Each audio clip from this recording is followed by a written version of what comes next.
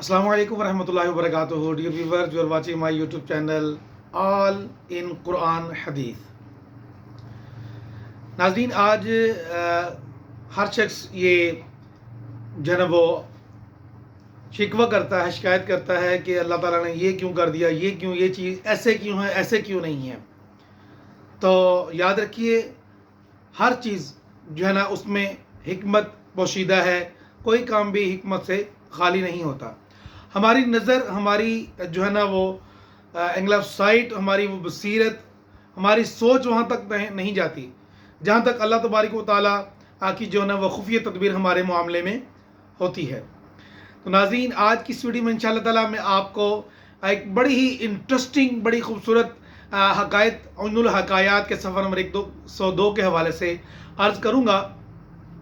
ایک سچی حقائق کہ ایک مینڈک اور بچھو کے بارے میں کہ ان کا آپس میں کیا معاملہ، اور اللہ تبارک و تعالیٰ نے کیسے ایک نوجوان کی جو ہے نا وہ جان بچائی۔ کہتے ہیں جسے اللہ رکھے اسے کون چکھے۔ تو ناظرین ڈیئر ویورز چلتے شروع کرتے ہیں۔ نبی کریم صلی اللہ تعالی وسلم ارشاد فرمائے کہ جو روز جمعہ مجھ پر درود پاک پڑھتا ہے 80 مرتبہ، تو اللہ تبارک و تعالیٰ اس کے 80 سال کے 80 ایئرز کے اس کے گناہ معاف فرما دے گا۔ تو ہمیں جمعۃ المبارک کے دن خصوصاً اہتمام کرنا چاہیے۔ ایک تسبیح کے اوپر تقریباً 5 منٹ سے زیادہ اگر ہم آرام سکون سے بھی پڑھیں تو اس سے زیادہ نہیں لگتے۔ 80 times we should recite the درود السلام on our beloved prophet حضرت محمد صلی اللہ علیہ وآلہ وسلم۔ تو انشاءاللہ اس کی برکت سے اگر ہماری 80 سال کی عمر نہیں ہے تو علماء کرام فرماتے ہیں کہ 80 سال کی نیکیاں نامہ اعمال میں درج کی جائیں گی۔ تو کتنی خوبصورت بات ہے کہ چھوٹے سے عمل اور نیکیاں اس قدر۔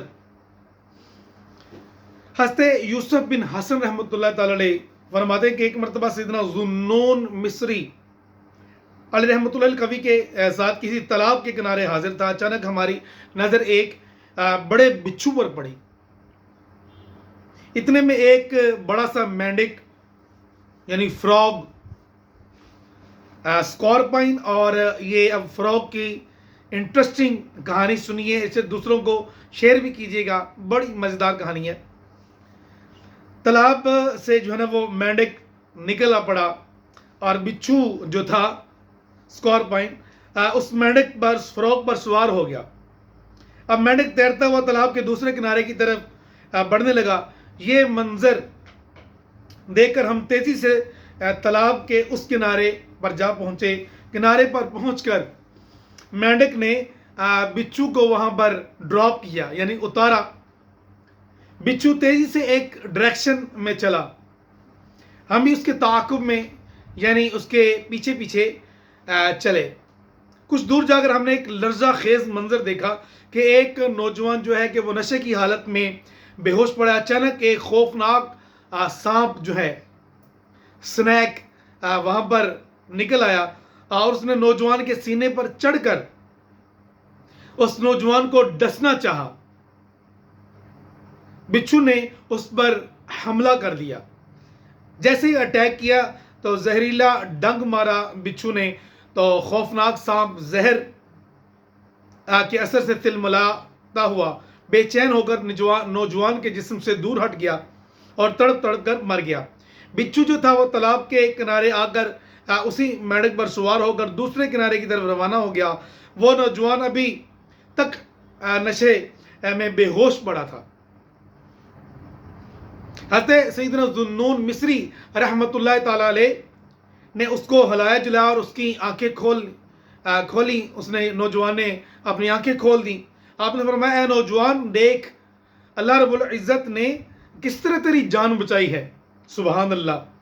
اور مینڈک سوار بچھو اور خوفناک سانپ کی انوکھی جو ہے نا وہ داستان اور کہانی سنائی، اور مرا ہوا وہ سانپ بھی اس شخص کو، اس نوجوان کو حضرت ذوالنون مصری رحمۃ اللہ تعالی علیہ نے دکھایا کہ یہ سانپ تیرے سینے پر چڑھ کر تمہیں مارنے لگا تھا، اور ایک بچھو کے ذریعے اللہ تبارک و تعالیٰ نے تمہاری مدد فرمائی۔ نوجوان خواب غفلت سے جاگ اٹھا اور اس نے اپنے پیارے پروردگار کے دربار کرم بار میں عرض گزار ہوا اے خدا رحمان جب اپنے بندگان نافرمان کے ساتھ تیرے فضل و احسان کی یہ شان ہے تو اپنے تابع فرمان بندوں پر بار رحمت کا کیا عالم ہوگا۔ راوی فرماتے ہیں یعنی جو کہ اس حقائق کو نقل کرتے ہیں، فرماتے ہیں کہ اس کے بعد وہ نوجوان ایک جانب چل دیا تو میں نے پوچھا کہاں کا ارادہ ہے؟ کہنے لگا انشاءاللہ اب دنیا کی رنگینیوں سے دور رہتے ہوئے جنگلوں میں اپنے رب عز و جل کی عبادت کیا کروں گا۔ ڈیئر ویور، ڈیئر فرینڈز، آپ نے دیکھا کہ مینڈک سوار بچھو نے کس طرح نشے میں دھت جو ایک شرابی تھا، ایک جو ڈرنکر تھا، اس کو اللہ رب العزت کی رحمت سے خوفناک سانپ کی مصیبت سے بچایا۔ یقیناً رب عز و جل کی رحمت کی حکمت کو سمجھنے سے ہم قاصر ہیں، ہماری عقلوں کی رسائی وہاں تک ناممکن ہے۔ اس کے ہر کام میں حکمت ہوتی ہے، کسی کو مصیبت میں مبتلا کرنا بھی حکمت، تو کسی کو بے طلب یعنی بے مانگے مصیبت سے بچا لینا بھی یہ اللہ رب العزت کی حکمت ہے۔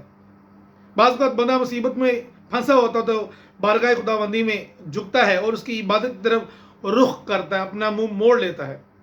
اور کبھی ایسا بھی ہوتا ہے کہ اللہ عز و جل جب سر پر آ پہنچنے والی مصیبت سے حفاظت کر کے احسان فرماتا ہے تو بندہ نافرمان تابع فرمان ہو جاتا ہے، جیسا کہ ابھی آپ نے اس کہانی سے سنا۔ شاعر کیا خوب کہتا ہے کہ گناہوں کا ہے صدور آہ ہر گھڑی یا رب، گناہوں کا ہے صدور آہ ہر گھڑی یا رب، کر اف ہائے اجل یعنی کر معاف فرما، ہائے اجل یعنی موت سر پہ ہے کھڑی یا رب۔ اللہ تعالی ہمیں موت کی، قبر و آخرت کی، حشر کی تیاری اور جو کوسچن آؤٹ ہو چکے ہیں اس کی تیاری کی بھی ہمیں توفیق عطا فرمائے۔ ڈیئر ویورز، اگر آپ کو آج کی یہ ویڈیو انٹرسٹنگ پسند آئی ہو تو ویڈیو کو لائک اور شیئر کیجیے گا، اور ابھی تک اگر آپ چینل پر نئے ہیں تو چینل کو سبسکرائب کریں تاکہ نیکسٹ آنے والی ویڈیو تک پہنچ سکے۔ بیل آئیکن کو بھی ہلکا سا بیل کو پش کر دیں تاکہ نیکسٹ نوٹیفیکیشن ویڈیو کا آپ تک پہنچ سکے۔ ملتے ہیں نیکسٹ ویڈیو میں، تب تک کے لیے اللہ حافظ، بہت سارا خیال رکھیے۔ السلام علیکم ورحمۃ اللہ وبرکاتہ۔